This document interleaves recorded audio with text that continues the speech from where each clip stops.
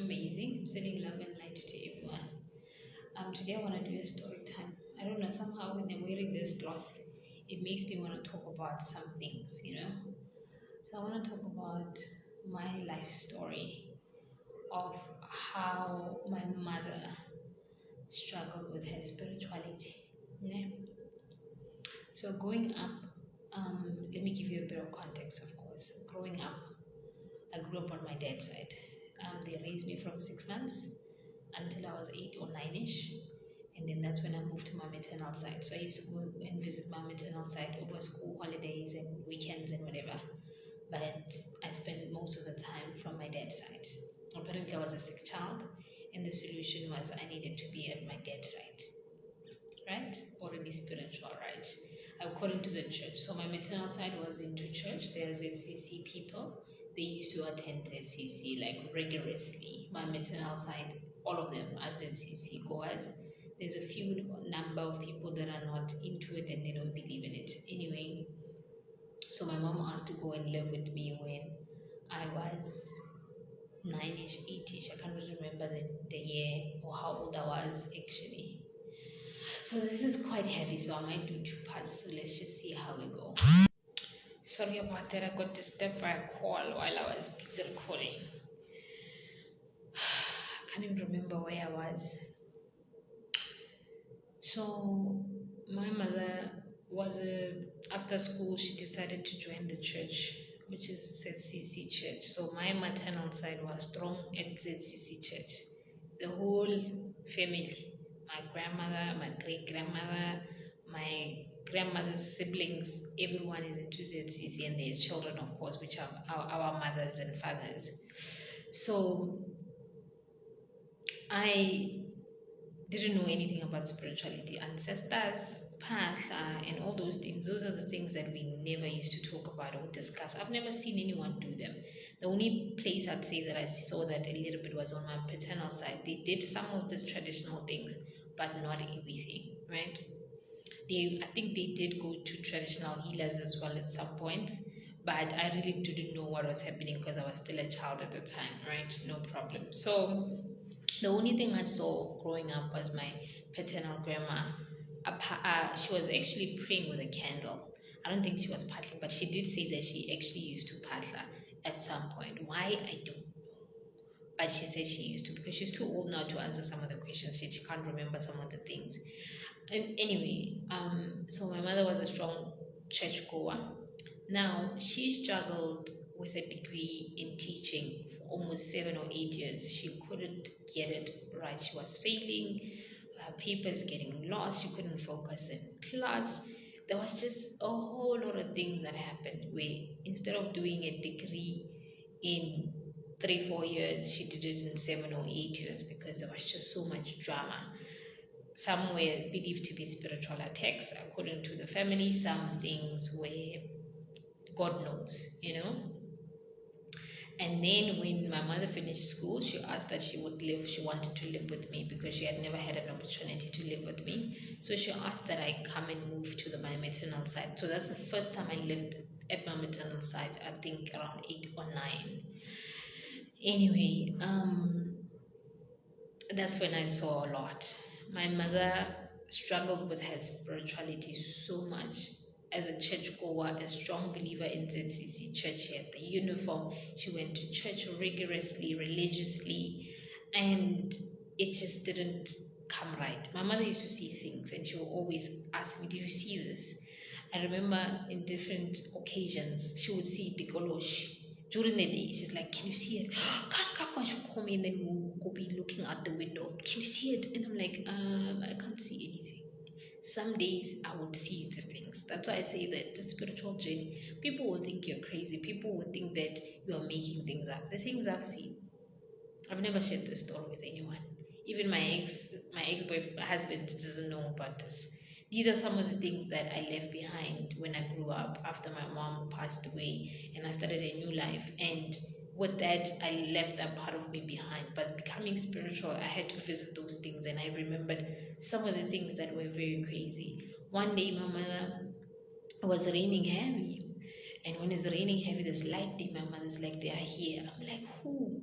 and she was acting weird. My mother ran in the house and was hiding in the wardrobe. During the day, it was raining. She was hiding in the wardrobe. Yo, there's so many things that she did. I don't even want to get too much into all of them because I'm going to get emotional. And then she would see snakes and she would just know that this one is meant to do this one is for that, it comes from who. You would even think she was making it up. You would even think that she was literally losing her mind because of the things that she used to do. But she was my mother, so I didn't really judge her for anything. And she would predict things about people.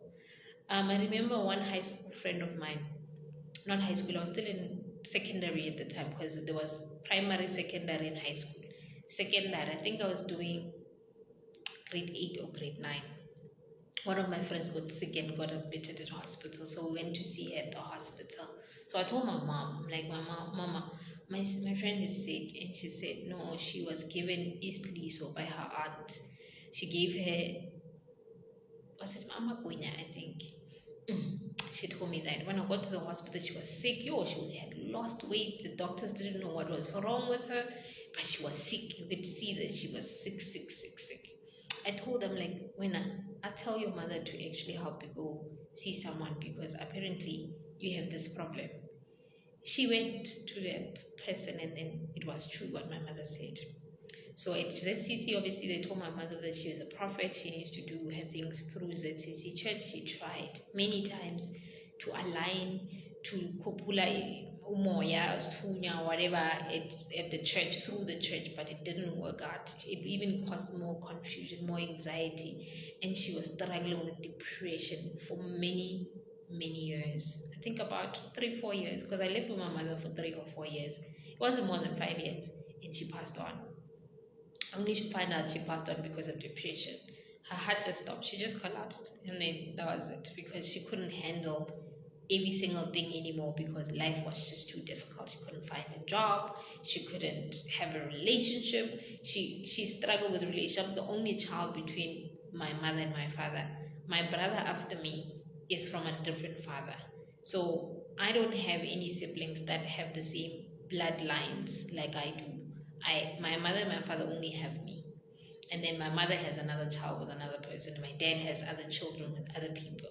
So, and then all those relationships were just not sticking for my mom. It was a whole struggle. I think I'll make another video about my dad though, when I'm ready, of course, because these need timing. So I watched my mother struggle spiritually for a very long time. And she also made predictions about other people as well. She told me stuff about someone is going to pass on and they are doing voodoo magic, right? And she would say that person is going to give so and so their gift, right? So there was one person, just because I don't want to mention names, people may be watching. So this lady was big on voodoo in our family. She was also given the voodoo. Ooh, I also need to make a voodoo video about the voodoo in my family. Ha. Anyway, so she passed on, of course, like my mother predicted. So now we're still waiting to find out who she's going to give her gift to because my mother told me. So one family member, extended family member, we started becoming a little bit close when I started my spiritual journey because she's also going through a spiritual journey. And guess what she says to me? She's like, so and so has a spiritual gift. It comes from her grandmother. Her grandmother was big on voodoo. So she gave her the gift of whatever she has. It sounds and looks like a normal gift like ours, but it's deep and dark, which means she's going to be using the same gift that we have. Similar gifts, of course, for voodoo. Guys, voodoo people don't use different kinds of gifts. They use the same ones that we also have. So you have a choice whether you use it for voodoo or for bad. Yeah? And now that clicked back to what my mother said. And I'm like, this woman has always been spiritual. But it wasn't a spiritual in the sense of a church. So guys, please be careful. When people tell you that you have a gift and they tell you, no, channel it through the church. Hey, was a humble you will go and you will come back. Because if it's not, it's not. It won't fit. My grandmother forced herself to be a ZCC person.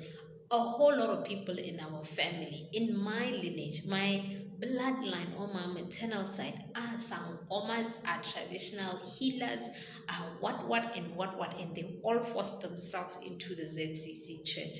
That's how big and bad this whole thing is. Everyone, my uncles, my wara, my extended family as a whole, they are spiritualists, all of them. But they force and ignore, and they shut that door and say, no, we're not doing the spiritual, we're going to do ZCC. And most of them, life is like this. High-end relationships, businesses, everything is just not. So I just wanted to share the story about my mom. I didn't get a chance to live a life with her, to make a lot of memories with her because of spirituality, because of confusion, because of not understanding who she was, because she never looked outside of what she knew. Because with me, if I didn't look outside of what I knew, I wouldn't have known that I'm this person. I've never consulted in my life, but excuse me, when I decided to consult, that's when everything was unlocked for me. And that's how I found out that I was a spiritual person. So I don't also want to see my kids go through that. I don't want them to be confused. I don't want them to be taken advantage of by other gogos and kulusko, other gobelas, because that happens. Especially when you're gullible, especially when you don't know your direction, especially if you don't know what you're struggling from, they will take advantage of you. So I saw it with my real eyes. My mother died because of depression. My mother's heart stopped and she fell and she broke her neck. And that's how my mother died. No one knew what happened to her. I only know this now that I'm on the other side. Well, I'm spiritual now. I can have those conversations with her. I can actually find out what happened to my mother. Wait, no one knew and no one could explain, because what they wrote on the death certificate was just natural death.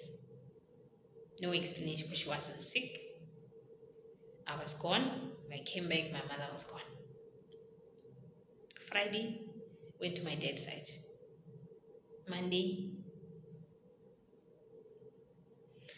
So it's heavy. It's a big one. It's one of those things. But I think I'm at a good place right now. I've accepted what has happened and I'm doing better. I'm living a different life, a better life, and hopefully I'll do better for my kids, and I'll stay and I'll live for them. Hence why I keep doing what I do every day, accepting myself for who I am and accepting my history, my traumas, how I was raised, who raised me, the mistakes that my parents did through their spiritual journey, and even life generally, because there's so many mistakes that were made by my parents, their parents too. Everybody's human, guys. They make mistakes, and that's my story. So I love you all. I'll see you in the next video. Love and light. Peace.